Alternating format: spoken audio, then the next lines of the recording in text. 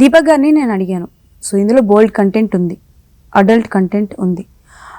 అంటే ఒక టీనేజ్కి కానీ ఒక ఫ్యామిలీ మెంబర్స్ ఒక ఫ్యామిలీతో కలిసి చూడగల సినిమా అయినా, because now it is bowled content is too much. అంటే అలాంటివి చెయ్యకుండా సినిమాని చూపించలేరా? నేను ఒక మాట అడుగుతాను, మీరు మీ ఇంట్లో ఫ్యామిలీ మెంబర్స్లో ఎవరిదైనా మ్యారేజ్ అయిందా? డెఫినెట్లీ ఇద్దరు ఉన్నారు సార్. ఈ మధ్య మా బ్రదర్ అండ్ మా బ్రదర్దే మ్యారేజ్ అయింది. సో మ్యారేజ్ అప్పుడు ఒక 10 రోజులు వారం రోజులు అక్కడే ఉంటుంటాం కదా మనం. మ్యారేజ్ అని తెల్లారి వాళ్ళకి శోభనం పెట్టుంటారుగా. ఓకే, ఇట్ పెట్టారు సార్. పెట్టారు కదా, మన అందరికీ తెలుసుగా ఏం జరుగుతుందో లోపల. చిన్నపిల్లోడికి కూడా తెలిసి ఉంటుందిగా, అయినా అది జరుగుతుందిగా. అంటే అక్కడ బూత్ కనిపించదు, అంతే డిఫరెన్స్. ట్రూ, అక్కడ బూత్ కనిపించదు, అది ఒక కార్యం, అంటే ఒక ఫార్మాలిటీ. That's true. అంటే మీ పాయింట్ ఆఫ్ వ్యూ రైట్, నేను కాదనట్లేదు. బట్ ఆన్ 70mm మీరు చెప్పిన పాయింట్ నేను చెప్తా. ఓకే, వాళ్ళకి జరిగింది ఆ కార్యం ఏదైతే ఉంటుందో అది 4 గోడల మధ్య, ఈవెన్ దో 4 గోడల జరుగుతుంది. ఎవ్రీవన్ నో సిట్ అంటున్నాను.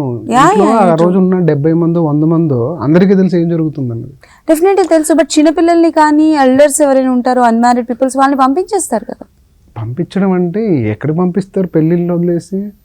వాడికి ఇప్పుడు 6 ఏళ్ళోడు 7 ఏళ్ళోడికి తెలియకపోవచ్చు, కానీ 10-12 ఏళ్ళోడికి తెలుస్తూ ఉంటుంది అక్కడ ఏం జరుగుతుందని. సో అంటే నా ఉద్దేశం ఏంటంటే అక్కడ ఆర్గానిక్.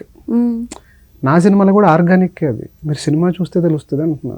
ఓకే, అంటే దాన్ని అవాయిడ్ చెయ్యలేకపోయారా? బికాస్ ఈ క్వశ్చన్ మీకు చాలా మంది అడిగారు.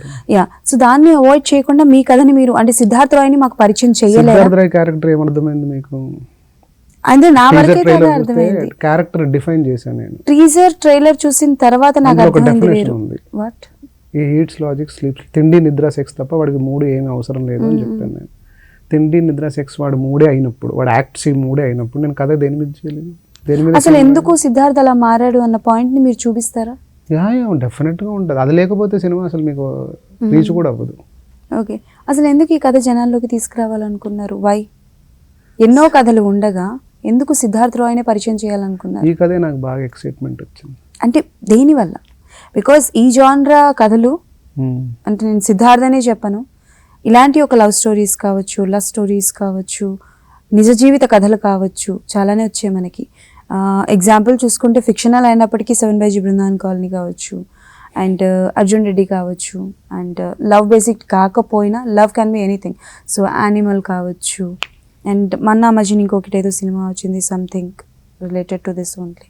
సో ఇన్ని కథలు వచ్చిండగా సంథింగ్ డిఫరెంట్ జనరల్ రాకుండా వై సిద్ధార్థ్ రాయ్ని తీసుకొస్తున్నారు? ఇన్ని చూసేదాకా మళ్ళీ ఇంకోటి అలాంటిది డిఫరెంట్ గానే చేద్దాం. ఇంకోటి అడుగుతాను, 7 చూసారు కదా, నచ్చిందా మీకు? బాగా నచ్చిందా? ఇమాజిన్ అమ్మాయి పెళ్లి పెట్టుకొని లవర్తో బయటికి వెళ్ళి ఒక రోజు ఆడితో పడుకుని ఆడికి పడక సుఖం ఇచ్చేసింది. ఇమాజిన్ ఆ అమ్మాయి అక్కడ చనిపోలేదు అనుకోండి, ఏం చెప్పాలనుకున్నా డైరెక్టర్ అక్కడ? మీరు చెప్పండి నాకు. డైరెక్టర్ అక్కడ అమ్మాయి చనిపోలేదు అనుకుందాం, పడక సుఖం ఇచ్చి వెళ్ళిపోయింది అమ్మాయి, వాళ్ళు వెళ్ళి వేరే అయిపోయారు, సినిమా ఎండ్ అయింది అనుకుందాం. Definitely that will be utter flop movie. Wrong message ఇచ్చినట్టే కదా. డెఫినెట్లీ అంతే కదా. అట్లా మీరు అది చనిపోయింది కాబట్టి మీకు ఆ రాంగ్ మెసేజ్ రీచ్ అవ్వలేదు.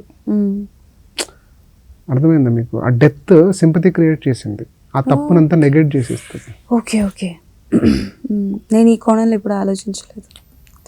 అంతే కదా. మీరు అంటే నేను చెప్తుంది నిజమే కదా, మీరు తెలుస్తుంది, అర్థమవుతుందా? అవునవును. అది కాక డెత్ లేకపోతే మీకు రాంగ్ మెసేజ్ సినిమా. ఆ డెత్ ఉంది కాబట్టి మీకు, అంటే చచ్చిపోయిన వాళ్ళందరినీ మంచోళ్ళు అంటాం మనం, వాళ్ళు ఎంత చెడ్డోళ్ళు అయినా. Death negates all negativity and only remains the positive things tend to memorise it. So అలా ఏ సినిమా చెప్పినా కూడా దాని కంక్లూజన్ ఒకటి ఉంటుందండి, అది చూసాకే మాట్లాడండి.